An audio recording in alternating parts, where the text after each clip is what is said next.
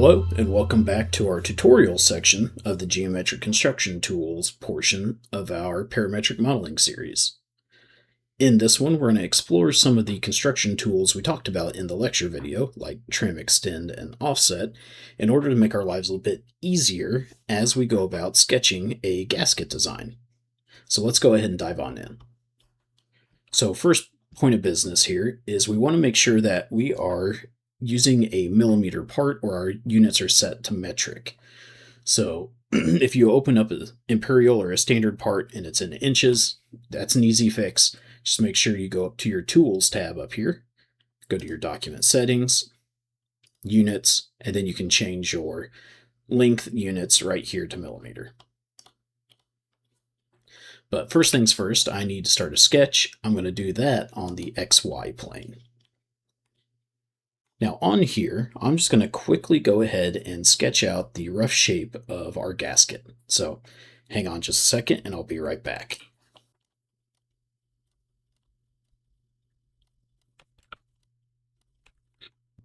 Alright, so this is the rough shape that we want our gasket to be. I know it's a little goofy looking.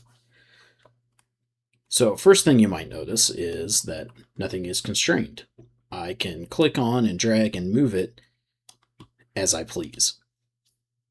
So actually, this is a good demonstration of that click and drag method that I talked about in the previous video. If you notice things are unconstrained and you have a hard time figuring out exactly what needs to be dimensioned or what needs to be constrained, just click and drag on it. That'll give you a pretty good idea really quickly about what you're missing. Okay, so back to the matter at hand. I need to start adding some constraints in, then some dimensions in to get my profile of my gasket fully constrained and ready to go. But you'll notice here, I've got some intersections, I have some pieces that aren't exactly touching, so we're going to use some constraints to go ahead and fix that problem. So first up, I'm going to make sure that my angled line here is tangent to my circle. And then I want to make sure that it is touching my circle and is constrained to it. So I could go in there and use my coincident constraint, grab the endpoint, and attach it. But I could also go in and use my extend command to do the same thing. So if I hover over my piece here, you'll notice that it wants to do a preview of that extend, and it's going to go straight up to that circle and connect. So I'm going to go ahead and click and do that. Now, if I want to keep going and extending, I can go to the next piece of reference and then so on and so on and so forth. Once I reach a point to where I don't have any reference geometry to go to, then it won't let me do it anymore.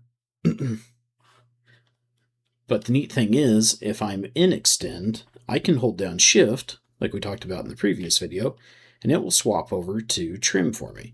And trim will take a preview and dash the part that it's going to cut away. So you can, if I zoom in here, you can see it dashes that small piece, lets me know that's the piece that's going to be cut back and deleted. If I click, it does it for me. Pretty handy. Also on here, I really don't need this geometry right here. So I can go in and delete it out or trim it out just like so. Now we've got our profile and general shape of our gasket. Next step is to go in with dimensions and fully define it down. So let's go ahead and do that.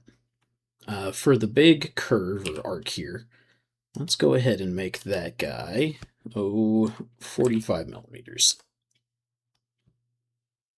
All right, so let's zoom out here. Perfect. All right. My overall height of my two pieces here are going to be 120 millimeters. This edge right here, let's make that 50. My cutback here, let's make that 40. And then my from my overall edge here to this point, let's make that 180.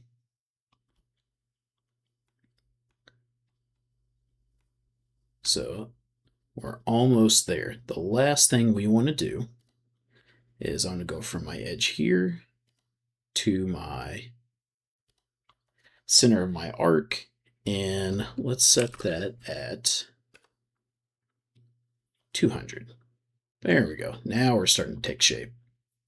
The last thing that I want to do, though, is I want to make sure that my midpoint, or my center point of my arc, is even with this top edge.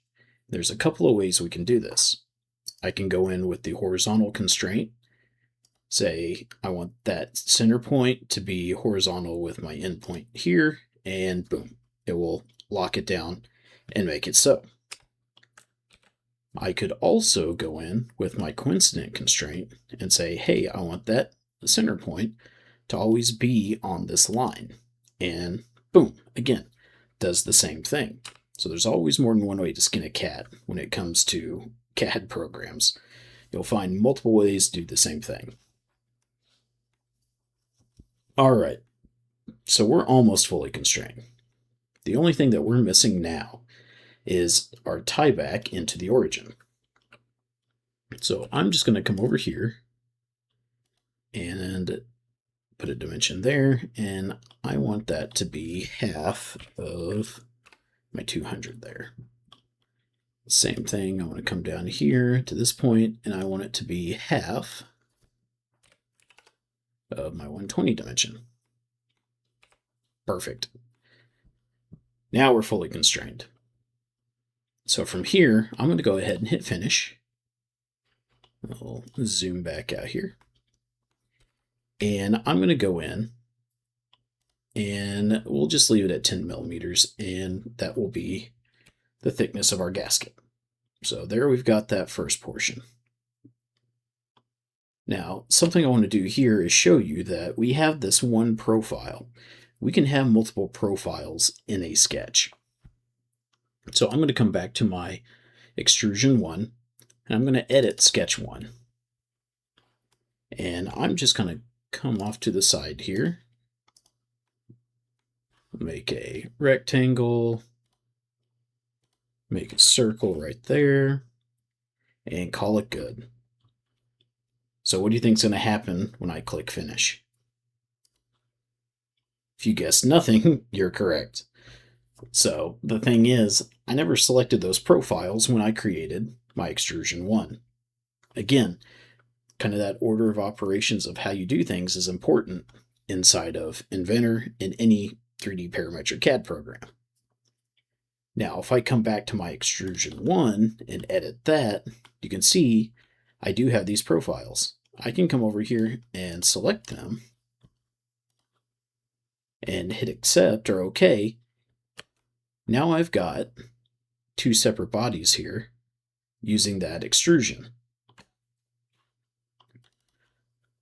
Now let's go back in, edit that, and let's deselect all those. And I'm deselecting that by holding down Control whenever I click onto them. So you can see we can have multiple profiles in a single sketch. The ones that are important, though, are the ones that we're picking for our creation command. Okay. The last thing that we need to do, that we forgot to do inside the sketch, is we're going to go back inside, edit that, and we want to add a 20 millimeter fillet onto a couple of these corners here. And so we are going to fillet that corner. There we go. We're going to do this guy, this corner here, and our edge to our curve right there. Perfect. Now I'm going to hit finish, and we've got our fillets on there now. All right. So you're probably wondering, that's not much of a gasket right now. We don't have a hole in the center of it for it to act like a gasket. So what we're going to do, we're going to go ahead, start another 2D sketch right on the front face of that gasket. And what I'm going to do, I'm going to use another command that we talked about called project geometry. What this does is it allows me to project other sketch curves or profiles or solid faces, edges, you name it. There's a lot of different things that I can project into my current sketch. Now, what that does, it allows me to use it in my current sketch. So what I'm going to do, we're going to take a little bit of a shortcut here. I'm going to pick that entire front face to project. And when I do that, if I zoom in here, you can kind of see that it gives me those projected lines of the outside of that face, which is perfect. That's what we want. Because what we're going to do is we're going to come in and we're going to offset, and I'm going to pick that entire projected profile. And I'm going to come in 15 millimeters. And bam, there we go.